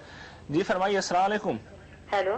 ہلو، السلام علیکم. جی میں کراچی سے بات کر رہی ہوں. میرا فنون لطیفہ سے متعلق سوال تھا. آپ کا اسم گرامی؟ میرا نام سمر ہے. جی سوال. قرآن مجید میں تو یہ بات واضح ہے کہ تصویر و موسیقی حرام نہیں ہے، لیکن ہمارے علماء کرام کا کہنا ہے جیسے کہ تصویر و موسیقی حرام ہے. لیکن اللہ تعالیٰ نے یہ کہا ہے قرآن پاک میں کہ آسمان کی تخلیق کو مشکل قرار دیا ہے. تو ہم آسمان تو تصویر میں بنا سکتے ہیں لیکن جاندار نہیں بنا سکتے. اب جیسے میڈیکل سائنس ہے، اب ہم جو اسٹڈی کرتے ہیں مختلف لیونگ باڈیز کی، ہم ڈائیگرامس ڈرا کرتے ہیں، تو یہ کہا جاتا ہے کہ اس میں روح پھونکنا پڑے گی. جی آپ کا سوال واضح ہو گیا. جی سب سوال یہ کر رہی ہیں کہ فنون لطیفہ سے متعلق انہوں نے سوال کیا ہے کہ قرآن کریم میں تو اس طرح کی کوئی صراحت نہیں ہے حرام ہونے کی، لیکن اس طرح بیان کیا جاتا ہے کہ تصاویر حرام ہے، اس کے بعد انہوں نے بعض عملی مثالیں دی ہیں کہ جیسے میڈیکل میں بہت ضرورت ہوتی ہے. تو جو احادیث آتی ہیں اس زمن میں ان کی کس طرح آپ وضاحت کریں گے؟ یہ قرآن نے شرک کی ممانعت کی ہے. رسالت مآب صلی اللہ علیہ وسلم کے زمانے میں مشرکین جن توہمات میں مبتلا تھے ان کے لحاظ سے وہ اپنے دیویوں اور اپنے دیوتاؤں کے بت بناتے تھے، ان کی تصویریں بھی بناتے تھے. جب شرک کا کلا کما کیا گیا تو اس موقع پر حضور صلی اللہ علیہ وسلم نے یہ فرمایا کہ اس نوعیت کی تمام تصویریں بھی مٹا دی جائیں. اور اسی ضمن میں یہ بات آپ نے فرمائی کہ جو لوگ یہ تصویریں بناتے ہیں اور ان کے بارے میں یہ خیال کرتے ہیں کہ یہ نافع ہوں گی، زار ہوں گی، ان سے ہم دعا کریں گے، ان سے ہم مناجات کریں گے، تو قیامت کے دن جب ان کو زندہ سمجھ کے ان کے سامنے سر جھکا رہے ہیں اور منتیں مان رہے ہیں تو پھر ان کو زندہ بھی کرنا پڑے گا. یہ بات ایک کال لے لیتے ہیں، شرک سے متعلق ہے، اس کا عام تصویروں سے کوئی تعلق نہیں. ایک کال لے لیتے ہیں. ہیلو. کال میرے خیال سے ڈراپ ہو گئی ہے. جیسا وہ ایک گفتگو ہماری چل رہی تھی اس میں آپ نے ایک بات فرمائی تھی کہ مدینے کی ایک حکمت عملی تھی، ایک رویہ تھا، ایک مکے کا تھا. تو ہمارے یہاں کہا جاتا ہے کہ مکے میں جو مسلمانوں نے صبر کیا تھا وہ حکم جو ہے منسوخ ہو چکا ہے. قرآن مجید کے کسی حکم کو کون منسوخ کر سکتا ہے؟ قرآن مجید اصل میں پورے انسان کی تعلیم کے لیے نازل ہوا ہے. اور آپ یہ دیکھیے کہ ہمارے سامنے قرآن مجید بھی موجود ہے اور ہمارے سامنے انجیل بھی موجود ہے. یعنی سیدنا مسیح علیہ السلام ایک مسلمان قوم میں مبعوث ہوئے اور ایسی حالت میں مبعوث ہوئے کہ جب وہاں رومیوں کی حکومت قائم تھی تو انہوں نے یہ بتایا کہ ایسے موقعوں پر آدمی کو کیا رویہ اختیار کرنا چاہیے. ٹھیک ہے. چنانچہ رسالت مآب صلی اللہ علیہ وسلم نے بھی مکے میں جو زندگی بسر کی اس میں اصل مسلمانوں کو یہ کہا کہ آپ صبر کے ساتھ اپنے نقطہ نظر پر قائم رہیں، اپنا موقف بیان کریں، لوگوں تک اس کو پہنچانے کی جدوجہد کریں. مکے میں یہ کہا گیا کہ جاہد بہی جہادن کبیرہ، اس قرآن کے ذریعے سے آپ جدوجہد کیجئے، جہاد کیجئے، اس کی دعوت پہنچائیے قرآن کے ذریعے سے. یعنی قرآن مجید نے یہ بات بیان کی. تو ظاہر ہے کہ یہ کام آپ کریں گے لیکن صبر اور استقامت کے ساتھ اللہ کے فیصلے کا انتظار کریں. آپ نے اپنی گفتگو میں بھی فرمایا تھا کہ ممبر جو ہے وہ ریاست کی ذمہ داری ہے. اگر ریاست اس کا کما حق ہو، اس کو انجام نہ دے سک رہا ہو، اس کی ذمہ داریاں پوری طرح سے انجام نہ دے سکتی ہو، تو پھر ایک عام فرد کی جو کہ ریاست کا حصہ نہیں ہے، حکمران طبقے ہے، اس کا تعلق نہیں ہے، اس کی پھر کیا ذمہ داری ہو جاتی؟ کیا وہ ممبر کو چھوڑ دے یا وہ پھر ذمہ داری نبھائے؟ اسلام میں ہم کو یہ اصول بتایا گیا ہے کہ اگر کسی چیز کو اس کی اصلی صورت میں انجام دینا ممکن نہ رہے تو اس کی شبی صورت میں اس کو انجام دیا جائے، تاکہ ایسا نہ ہو کہ اصل بات ہی لوگوں کی نگاہوں سے گم ہو جائے. آپ کو پانی میسر نہیں آتا تو پھر آپ کیا کرتے ہیں؟ تیمم کرتے ہیں. تو اسی پر قیاس کر کے ہمارے علماء نے یہ کیا کہ اگر حکمران مسجد میں آنے کے لیے تیار نہیں ہے، وہ مسجدوں کا نظم سنبھالنے کے لیے تیار نہیں ہے، وہ جمعے کے ممبر پر آ کر گفتگو کرنے کے لیے تیار نہیں ہے، اور کیوں تیار نہیں ہے اس کی وجہ بھی بالکل واضح ہے. اصل میں اس کے نتیجے میں اقتدار کو مسجد سے متعلق ہونا پڑتا ہے اور احتساب کے لیے اپنے آپ کو پیش کرنا پڑتا ہے. آپ جانتے ہیں کہ خلفائے راشدین کے زمانے میں کیا ہوتا تھا. بالکل صحیح. تو جب حکمران اس طرف نہیں آئے تو پھر تیمم کے طریقے پر علماء نے یہ ذمہ داری سنبھال لی. اب وہ انجام دے رہے ہیں. ورنہ دیکھیے ہمارے ہاں تو اکثریت حنفیہ کی ہے، ان کے ہاں یہ بالکل لکھا ہوا موجود ہے کہ سلطان ضروری ہے. یعنی یہ جمعے کی نماز در حقیقت حکمرانوں کا حق ہے، انہی کو یہ اس کا اہتمام کرنا چاہیے. حضور کے زمانے میں، خلفائے راشدین کے زمانے میں، بلکہ بنو امیہ کے زمانے میں بھی اس کا کوئی تصور نہیں تھا. ٹھیک ہے. جیسا ایک سوال جہاد کے حوالے سے کیا گیا تھا کہ جہاد کا قانون کیا ہے دین میں؟ جہاد کے بارے میں جی پہلی بات، بنیادی بات یہ سمجھ لیجئے کہ جہاد ظلم اور عدوان کے خلاف ہوتا ہے، ظلم اور زیادتی کے خلاف ہوتا ہے. اگر دنیا میں کسی جگہ کوئی قوم لوگوں کے حقوق کو پامال کرتی ہے، جان مال آبرو کے درپے ہو جاتی ہے، ہمارے پاس طاقت ہوگی تو ہم جہاد کریں گے. میرے نزدیک یہ جو عام طور پر تقسیم کی جاتی ہے نا، مدافعت یا دفاع کی بنیاد پر جہاد کرنا یا جارحیت کر کے جہاد کرنا، یہ اصطلاح بے معنی ہے. قرآن مجید نے بڑا سادہ اصول اختیار کیا ہے کہ ظلم اور عدوان کے خلاف آپ نے، ظاہر ہے کہ جب کوئی آپ پر حملہ آور ہوتا ہے تو یا تو جائز طریقے پر حملہ کرے گا یا ناجائز کرے گا. اگر ناجائز کرتا ہے تو یہ ظلم و عدوان ہے، آپ اس کی بھی مدافعت کریں گے. اگر کسی دوسری جگہ آپ کے پاس طاقت ہے اور آپ محسوس کرتے ہیں کہ آپ کی سلطنت میں کوئی مجرم جرم کا ارتکاب کر رہا ہے تو پکڑیں گے نا اسے. کوئی قوم اگر جرم کا ارتکاب کر رہی ہے تو اس کی بھی گوشماری کریں گے. تو اصل میں ظلم اور عدوان کے خلاف جہاد ہوتا ہے. یہ کسی مذہب کی تبلیغ کے لیے نہیں ہوتا، یہ ملک گیری کی ہوس میں نہیں ہوتا، یہ اصل میں ظلم اور عدوان کے خلاف ہوتا ہے ہمیشہ. ناظرین، ایک میں اعلان کرتا چلوں، ہم اس وقت لائیو ٹرانسمیشن کر رہے ہیں جاوید احمد غامدی صاحب کے ساتھ. ہمارا موضوع ہے حج اور امت مسلمہ. ہم معذرت خواہ ہیں ان ناظرین سے جو مسلسل یہاں پر کال کر رہے ہیں. ہم نے چونکہ وقت ہمارے پاس بہت محدود ہے اور امت مسلمہ پر جاوید صاحب کے خیالات سے ہم مستفید ہونا چاہتے ہیں، لہٰذا ہم نے کالز کا سلسلہ فی الحال منقطع کر دیا ہے اور معذرت چاہتے ہیں. آئندہ کسی پروگرام میں مزید کالز لیں گے. اس وقت ہمارے ساتھ جاوید صاحب موجود ہیں اور ہم ان سے امت مسلمہ پر بحیثیت مجموعی گفتگو کر رہے ہیں. جاوید صاحب، امت مسلمہ کے حوالے سے جو ایک بڑا اہم سوال ہے کہ اس کا نصب العین کیا ہے، یعنی دنیا کو اسے کیا دینا ہے، اسے دنیا پر غلبہ حاصل کرنا ہے، دنیا کو مفتو بنانا ہے، ان کی حکومتوں کو برباد کرنا ہے، یا یہ کہ اسے دین حق کا پیغام پہنچانا ہے؟ اس امت کے سامنے نصب العین کیا ہے؟ یہی دوسری بات ہے. اس کو اصل میں اللہ تعالیٰ کا پیغام دیا گیا ہے، قرآن مجید اس کے پاس موجود ہے، اس کو قرآن مجید کی دعوت لوگوں تک پہنچانی ہے. یہ اس کا بنیادی مقصد ہے. یعنی ایک تو ظاہر بات ہے کہ جو دنیاوی زندگی کے اندر مسائل ہوتے ہیں ان سے نمٹنا ہوتا ہے. آپ انفرادی حیثیت میں بھی اپنے معاش کی جدوجہد کرتے ہیں، اپنے بچوں کا خیال رکھتے ہیں، اپنے گھر والوں کا خیال رکھتے ہیں. اسی طرح جب کوئی قوم منظم ہو جاتی ہے تو وہ بھی اپنی ذمہ داریوں کو پورا کرتی ہے اور اس کی جدوجہد کرتی ہے کہ دنیا کے اندر وہ ایک وقار کے مقام پر کھڑی ہو. وہ اپنے لیے وسائل کا اہتمام بھی کرتی ہے، اپنی اقتصادیات کو درست کرتی ہے، اپنے ہاتھ لوگوں کی تعلیم کا بندوبست کرتی ہے، سب کا کام کرتی ہے. اور اسی طریقے سے اگر کوئی اس کے ساتھ ظلم و عدوان کا رویہ اختیار کرتا ہے تو اس کی مدافعت بھی کرتی ہے. اور جس طرح کہ میں نے عرض کیا اگر کہیں دوسری جگہ ظلم ہو رہا ہو تو ہمارے دین نے تو ہم پر فرض کیا ہے کہ ہمارے پاس طاقت ہوگی تو ہم اس ظلم کا بھی خاتمہ کرنے کی جدوجہد کریں گے. یہ سب چیزیں اپنی جگہ، لیکن بنیادی طور پر ہماری دینی ذمہ داری کیا ہے؟ اللہ کے پیغام کو لوگوں تک پہنچانا. اچھا، آپ نے ابھی اپنی گفتگو میں یہ فرمایا تھا کہ یہ جو امت مسلمہ کی حالت پر آپ نے تبصرہ کیا تھا کہ اس کی دو بڑی وجوہات تھیں آپ کی نظر میں، غربت اور جہالت. یہ ظاہر ہے کہ یہ امت مسلمہ کے اندرونی چیلنجز ہیں. آپ کی نظر میں امت مسلمہ کے لیے خارجی چیلنجز کیا ہیں جو باہر سے وہ فیس کر رہی ہے امت مسلمہ بحیثیت مجموعی؟ ایک یہ میرے نزدیک بنیادی طور پر وہ یہ کہ ہماری کوتاہیوں کے نتیجے میں طبعی علوم کے ساتھ ہمارے ذہین عناصر کا شغف نہیں رہا. سائنسی علوم جن کو آپ کہتے ہیں، باقی دنیا نے اس میں غیر معمولی ترقی کی ہے. اور نہ صرف یہ کہ سائنسی علوم میں ترقی کی ہے بلکہ سماجی علوم میں بھی ترقی کی ہے جن کو آپ سوشل سائنسز کہتے ہیں. ان میں مغرب کی بے مثال ترقی ہے. یہ دیکھیے ہم اس وقت جو کچھ کر رہے ہیں اس میں ہم مسلمانوں نے تو کچھ نہیں کیا نا. تو مغرب کی وہ ترقی ہمارے لیے چیلنج ہے، یہ چیلنج خارجی اس کی وجہ یہ ہے کہ جب کسی قوم کے پاس اتنا علم آ جائے گا، ایسی ٹیکنالوجی آ جائے گی، ایسے سائنسی اکتشافات آ جائیں گے، تو اس کے بعد آپ سے ایک سوال کیا تھا ڈاکٹر مطہر صاحب نے کہ دنیا مفادات کی دنیا ہے. اگر تو اخلاقی اصولوں پر قائم رہیں، علم کا راستہ کھولے رکھیں، لوگوں کے لیے سرحدیں بند نہ کی جائیں، دنیا میں نقل مکانی کے دروازے بند نہ کیے جائیں، پاسپورٹ اور ویزے کی پابندیاں لگائی نہ جائیں، تو اس کے بعد تو خود بخود بیلنس قائم ہو جائے گا. لیکن دنیا ایسے تو نہیں کرتی. وہ اپنے علم کی بھی حفاظت کرتی ہے، اپنی حکومتوں کی بھی حفاظت کرتی ہے، اپنے دروازے بھی بند کرتی ہے.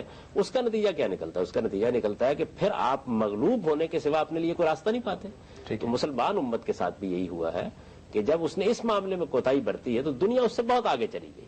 اب دنیا بہت آگے چلی گئی ہے، یعنی بہت کا لفظ بھی کم ہے جتنی آگے جا چکی ہے سائنسی علوم میں بھی اور سماجی علوم میں بھی. اصل چیلنج یہ ہے کہ آپ اس معاملے کی طرف توجہ کریں اور اس سارے علم کو انسانیت کی میراث سمجھیں.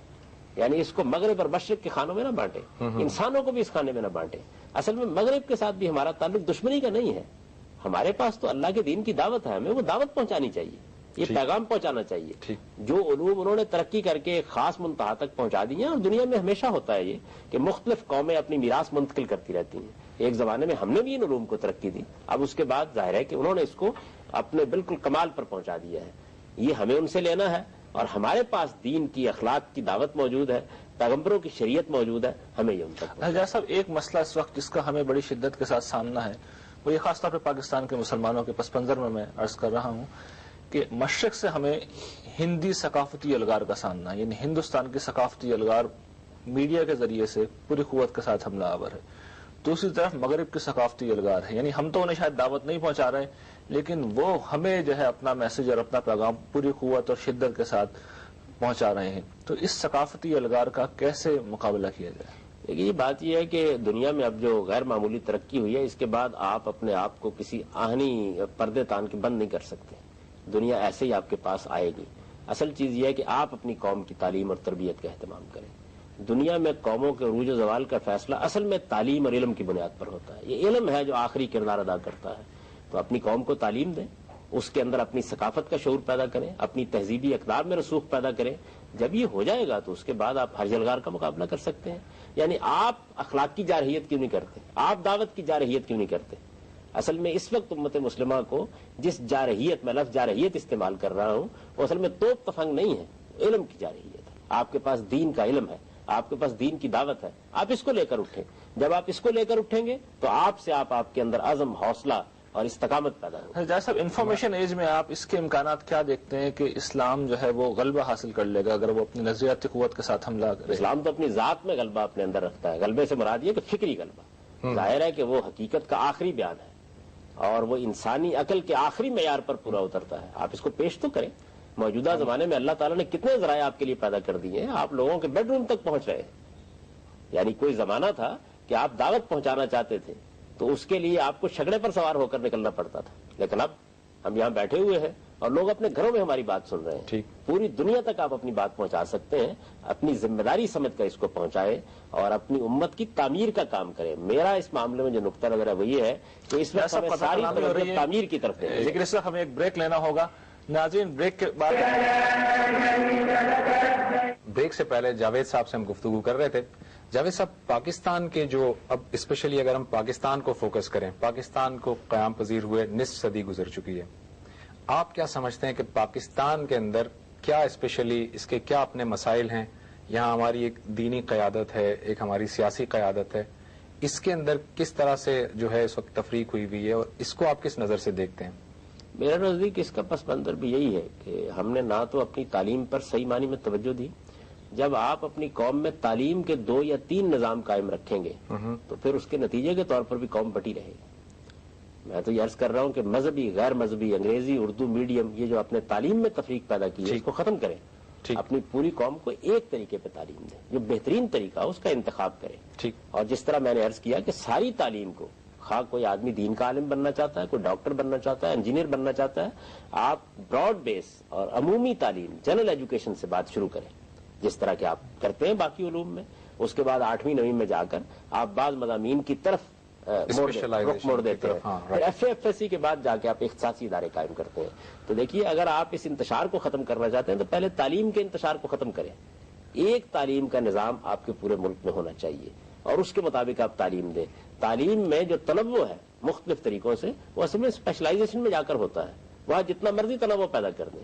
بنیادی تعلیم ایک جگہ سے شروع ہونی چاہیے تاکہ آپ کی قوم میں وحدت پیدا ہو اور وحدت کا شعور پیدا ہو. تو ایک بڑی بنیادی چیز جو اس معاملے میں وہ یہ ہے کہ ہم نے اس طرف توجہ. دوسری چیز یہ ہے کہ ہم نے کبھی جمہوریت کو چلنے نہیں دیا. اگر ہم اپنے ملک کے اندر جمہوریت کو مستحکم کرتے.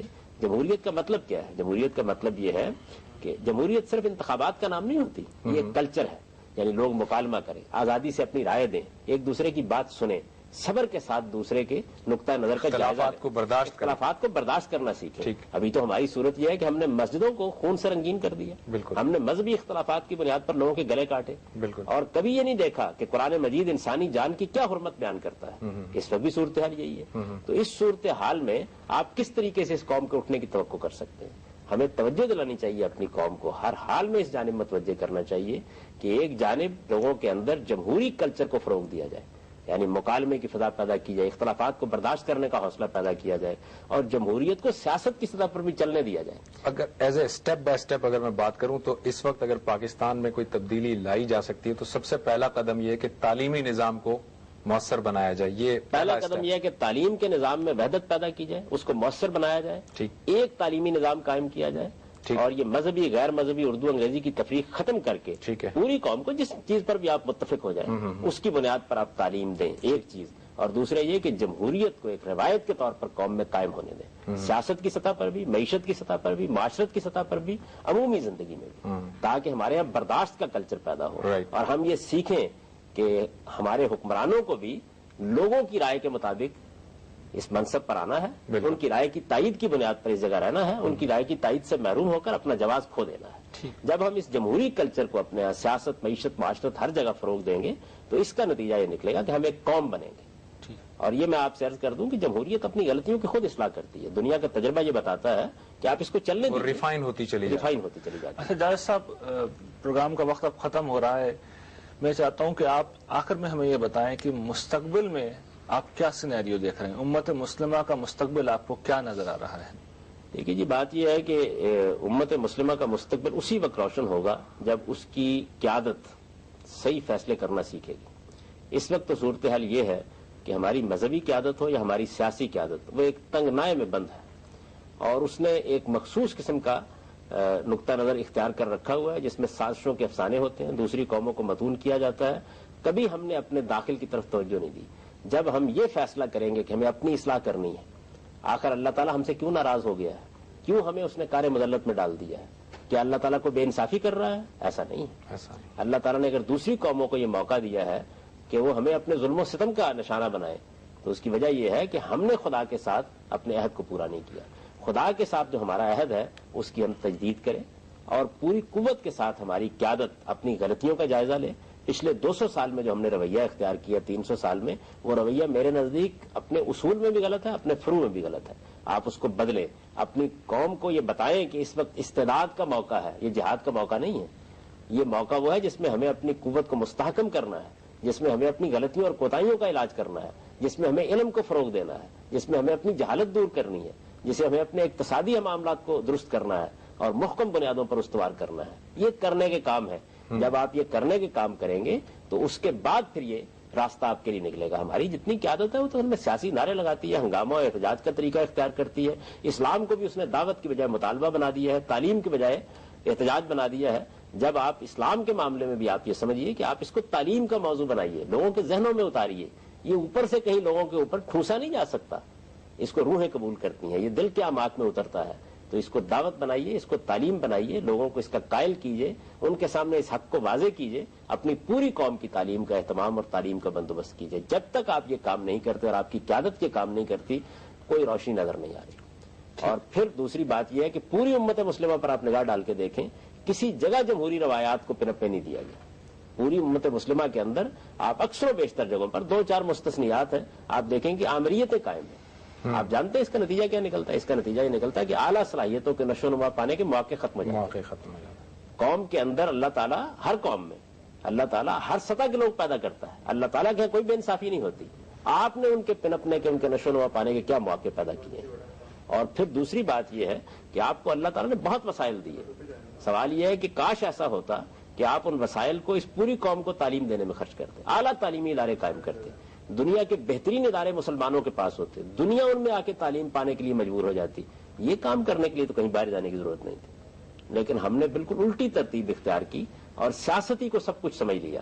مذہبی جماعتوں کو، مذہبی رہنماؤں کو، سیاسی رہنماؤں کو میں ایک ہی بات کہتا ہوں، اور وہ یہ کہ اپنی قوم کی تعلیم کا بندوبست کریں۔ جب تک ہم مسلمانوں کو تعلیم کے لحاظ سے اعلیٰ مرتبے تک نہیں پہنچا دیتے، اس وقت تک آپ کا یہ ہنگامہ اور احتجاج کسی جگہ بھی نتیجہ خیز نہیں ہوگا۔ جنید صاحب، آپ کا بہت بہت شکریہ، آپ ہمارے پروگرام میں تشریف لائے، آپ نے اتنی اچھی گفتگو کی، ہمارے بھی بہت یقیناً کالرز نے بھی بڑے اچھے سوالات کیے، کالرز نے بھی بڑے اچھے سوالات کیے۔ یقیناً ناظرین آپ کے سوالات آئے، آپ کا بہت بہت شکریہ۔ آپ نے 3 گھنٹے تک مسلسل ہماری اس میراتھن ٹرانسمیشن کو دیکھا، لائیو ٹرانسمیشن کو دیکھا، اس میں حصہ لیا۔